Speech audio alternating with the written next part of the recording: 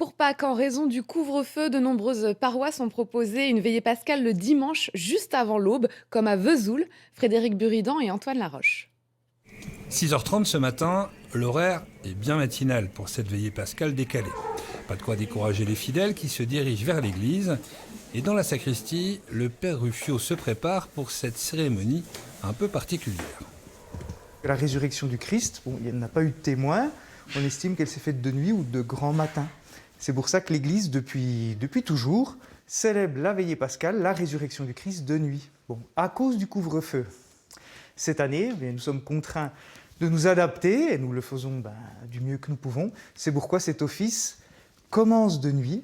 Lumière du Christ, nous rendons grâce à Dieu. Le cierge pascal que porte le prêtre symbolise le Christ ressuscité.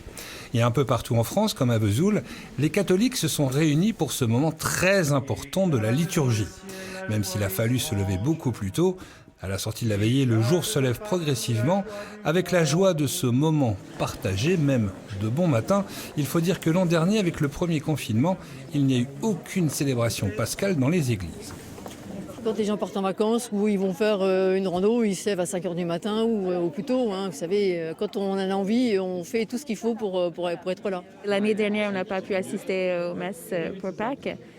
Et puis cette année, c'était un peu différent avec le couvre-feu. Et donc, c'était important de continuer les traditions. On a fait l'effort de se lever pour l'unité chrétienne. On était très heureux, on a passé un bon moment. Une première étape dans ce dimanche de Pâques qui s'est poursuivie quelques heures plus tard avec la messe pascale, une journée heureuse mais bien chargée pour les catholiques.